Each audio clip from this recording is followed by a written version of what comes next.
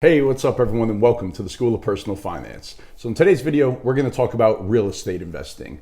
Now, it was just about a year ago that I made a video called The Story of My First Rental Property. And I still get emails from people watching that video asking me about the turnkey providers that I used to buy my first rental properties. So I wanted to do an update on that. I also wanted to talk about how you could get started if it is something you're interested in. I'm going to show you the actual websites for two of the providers that I used, go through some of the numbers to see if it still makes sense considering real estate is absolutely bonkers right now. The first step to becoming a real estate investor is doing your research, doing your homework, and getting a very good understanding of how it all works and the risks involved and what you need to be prepared for and how much of a down payment you need and your credit score and all the pieces that go in to becoming a real estate investor. So I'm going to talk a little bit about that, and then we're going to focus on some actual numbers and see if it still makes sense in this environment. All right, let's get to it. All right, so now I put a link down below to the video I did a little less than a year ago. You should definitely check that one out after you watch this one. But just to give you a high-level overview of what turnkey investing is, which is the way that I got started buying real estate, it's when you buy a property from a provider that has been completely rehabbed. So they call it turnkey because all you need to do is turn the key. They've already gone in, they bought a foreclosure or they bought a distressed property, they went in, they did a full rehab. So you want to have a new roof, a new HVAC system, new kitchen, new appliances, new bathrooms, and then they turn around and they flip it to an investor like me. So I am buying it at retail prices. I am not making my money on the buy. I am buying it at market prices. So not getting a great deal on it, but everything is new. So no deferred maintenance, nothing that I'm going to have to go in and fix or change right off of the bat. And then for many turnkey providers, they also have a property management arm of the company as well. So they will go ahead, they will find a tenant for you, they will place a tenant, and by the time you purchase it, the property is already performing, it is up and running. And then they go ahead and they manage the property for you, so it really is mostly hands-off. It really is a passive investment. Your job as the investor is to manage the property manager and make sure that they're not nickel and diming you for things, that everything is performing the way that it should be, to stay on top of them, to get reports every month, go through, make sure that the rent is collected and that everything looks right. But for the most part, you don't really need to communicate with the property manager that often. If something comes up, they will reach out to you and let you know. Like, for example, I have dollar limits set on expenses. So if there's something that's more than, say, $500, they will reach out to me and get my approval before they will go ahead and fix it. But you need to have contracts in place, and if there's an emergency situation where they could go in and make sure that the tenant is safe and that everything is okay. So you're going to depend on this property manager to take care of your asset. So this is a very important piece. The property manager actually makes or breaks these investments. It is the crucial part. And I joke with people, but I'm mostly serious. The property manager is more important than the house. When you see a house, you want to say, oh, does it look nice? Is everything, great inside the house? Do I like the way that it looks? Is it appealing to me? The most important thing is not that. It is the property manager. You need a property manager that is a well-oiled machine where they have all their systems and processes in place and everything just goes and you don't have to worry about something happening. I've had some experiences with some very bad property manager, and it makes all the difference in the world. So the property manager is numero uno when it comes to the most important items. Then after that, it's really the market. You need to be in a market that is a renter's market where you're not going to be searching for tenants in case you have a vacancy. So you want to be in a metro area that has a high population of renters. The worst thing with a rental property is having it sit vacant for extended periods of time. So you want to be in a market where there's a large pool of tenants to choose from to live in your house. So the market makes a huge difference as to where you choose. Now, the third thing that you want to have all buttoned up before you even start to look at properties is your financials. So you want to have a mortgage lender that works with investors. So don't go to your local, Wells Fargo branch to get a mortgage on a house that you might be buying in the Midwest. You want to find a lender who works with people exactly like you, that's going to be working with real estate investors and knows the nuances and the ins and outs of buying a real estate investment property. So this is a process that you want to start very early. You want to know exactly where you stand as far as getting financing goes, how much money you're going to have to put down, what your credit score looks like, what your debt to income ratio is, so you can start calculating numbers and see, is this a worthy investment? Am I going to get a good rate of return based on the amount of my mortgage payments? Now, once you've researched markets and you have it down to maybe 3 or 4 different markets that you would like to invest in, like for example, when I first started, I really was researching Kansas City, Memphis, and Birmingham, Alabama. I was also looking at Indianapolis and Jacksonville, Florida. I decided not to invest in those two at that time, so I started with those first 3 cities that I mentioned. But it's a good idea to have 3 or 4 places that you're looking at, and then the next step is finding the turnkey providers and talking to some of the providers in each area so you can start comparing and contrasting the pros and cons. Like some providers will specialize in lower price houses where some are more expensive houses. Some have property management arms, others do not, where you're gonna have to find a separate property manager. So it's just good to talk to as many people as you can so that you learn. You're in the learning stage right now before you're pulling the trigger. And then once you find a lender that you feel comfortable with and that you're confident you're gonna be able to get a mortgage, then the next step is to start looking at actual properties that these providers have available for you. So what I'm going to do now is I'm going to take you to 2 of the websites. The first one is called Mid-South Home Buyers. They're down in Memphis, Tennessee. I've bought a bunch of houses with them and have had a great experience. But my disclaimer here is I am not at all making a recommendation for you. So this is not any kind of advice. I'm just showing you an example of a company that I have used in the past, and we could take a look at inventory that they have now and run some numbers to see if it's something that might make sense for you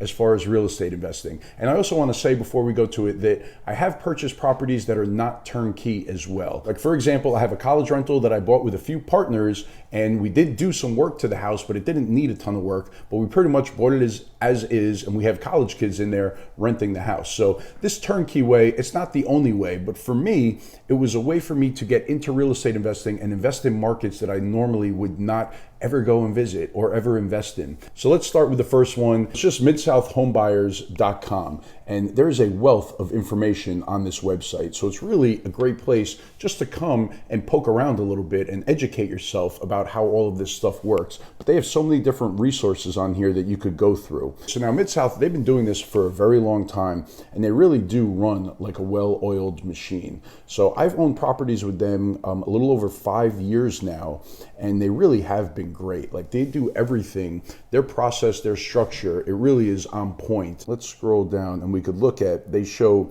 inventory. So now with Mid-South, they actually have a waiting list as well. So there's very high demand for these rental properties, and the waiting list could be as long as a year, like 9 months before you actually come up. So all these properties that they're showing, they are currently under contract. But when your turn comes up on the waiting list, then they will send you actual properties that you could choose from to purchase. And then property management, so they charge 10% of the rents for the property management fee. So for example, if a property rents for $1,000 a month, they're taking $100 right off the top for managing the property. But in my opinion, it's well worth it, because then I would never be able to own these properties without them managing it. And they do such a great job. And Memphis is great because there is a very large pool of renters. But Mid-South, their construction and their rehabs, they're all uniform, and they do such a great job that people in the area, they know they could pick out which are the Mid-South properties, because all of the rehabs look somewhat identical as far as all of the material that's used. And they have warehouses where they store this stuff, so if something does happen, they could just go to the warehouse and replace it. So it also cuts down on expenses and costs. Like for example, if a toilet breaks, they have the parts right in the warehouse where they could just go out and fix it for you. So you save some money as far as those expenses go as well. And they've recently started rehabbing and selling houses in Little Rock, Arkansas as well. But now I'm going to show you this one because this one has pictures. So let's see, this is in Memphis, Tennessee. The purchase price is $107,500, and they run all the numbers for you. So they show you exactly what your cash flow is going to be. And if we click on this little question mark, it'll show you principal and interest, $391, the taxes, $107 per month, and then the estimated insurance, $30 a month. Total monthly payment, $527. And then that means cash flow left over is $350 a month. So return on investment, 20%. So to get to that number, what they're basically saying is if you put 20% down right here and you're able to get $350 a month of positive cash flow, that is a 20% cash on cash return, which is obviously a great number. You know, when you hear people like on TV or just in the general media saying, well, real estate is not a great investment because it really only goes up by the rate of inflation, by maybe like 3 or 4% per year, it will appreciate. Where if you invest in the stock market, historically, you know, it goes up 8 or 9% per year if you're invested solely in like the S&P 500, for example. But you can't make those two comparisons because with real estate, you're going to use leverage. So you're only going to put 20% down. But as the price of the real estate goes up, you get 100% of the appreciation in the property. So in this property, the cash flow, the $350, that is left over every month after all of your expenses. So after your taxes and insurance, the property manager, the mortgage, the principal and interest, after all of that, you are getting $350 per month back. So now one thing that this does not include here is money that you need to be putting aside for any maintenance that comes up or any capital expenditures, which hopefully will not be till much further down the road, where if you have to put on a new roof or you do have to replace an HVAC system, you want to be putting money aside, make sure that you have a nice cash buffer for any unexpected events that come up. And also vacancy. You have to prepare if you do have a month or 2 months where there's no tenant in the property. Now, Memphis, I've actually never had a vacancy longer than a week because they have so many people that want to rent these houses from them because they do such a great job where there is no vacancy. You know, a week at the most when somebody moves out. But for the most part, I've had a very good experience as far as having these houses rented at all times. So honestly, looking at this house, I would probably purchase that house. I think it is a pretty good deal, even with the inflated prices right now.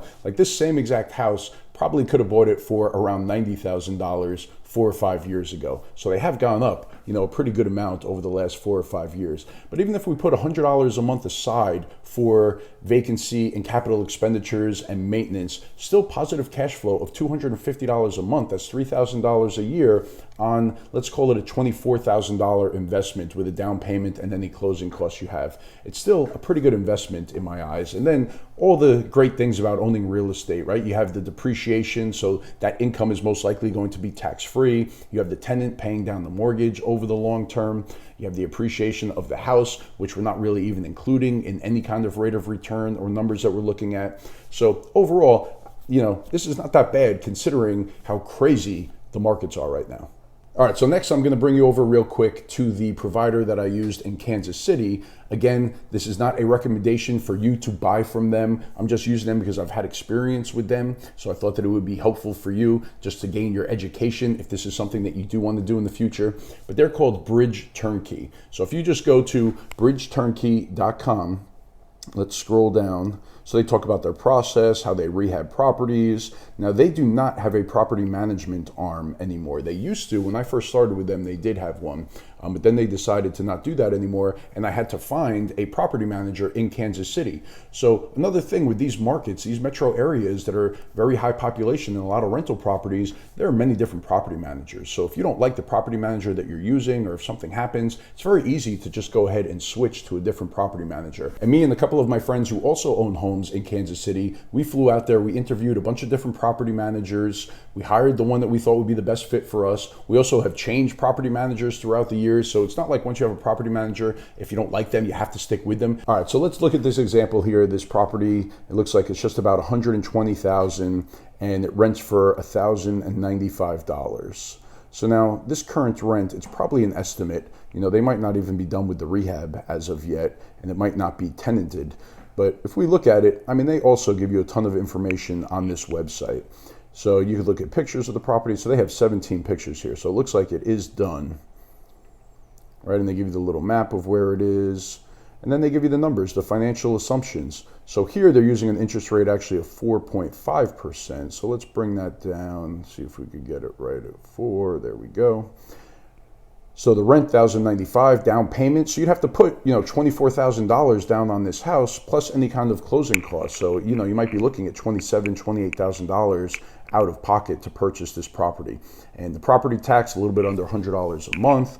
Now for them, property management, they're using an 8% property management fee. So here they include an expense ratio for vacancy, for capital expenditures, and for maintenance. So they're taking 15% of the rent and saying that this is an expense that you should be putting money aside for every month. Like in my 6 years of owning rental properties, I've definitely had expense items that have come up that I wasn't happy about, like a tree falling, having to fix a fence, having to service an air conditioner or a heating unit. There are definitely things that come up where you're laying out money and you're not happy about it, but it's just part of the process. It's part of what happens with this. So you have to be putting money aside for when that day comes. And sometimes it all hits at once and it sucks. But based on all of this stuff, on getting a mortgage, getting a 30-year fixed rate mortgage, the monthly cash flow would be $289 left over every month. Well, I hope you found it helpful going through those two sites and that it kind of opened your eyes that it is possible to invest in real estate outside of your area, outside of your local market. And it's really not that crazy of a thing. Like, yes, you definitely need to do a ton of research and due diligence. And I do recommend you going out to these locations and walking the streets and checking it out and meeting with the providers and the property managers. It's all part of the process, before you actually pull the trigger and buy one of these homes. But feel free to reach out to me. You can email me, rich@schoolofpersonalfinance.com, if you have any other questions or would like to learn any more about this journey. And just to be, very transparent and upfront, like, they don't know, these two companies don't know that I'm talking about them or, that I'm telling you to go check out their website. So I'm not getting anything. It's not sponsored by them or anything along those lines. I'm just sharing my experience with you for what it's worth and, to help you kind of get educated on this stuff and learn about it. But again, feel free to reach out to me. I hope that you found this one helpful. I will see you again next week. Thanks.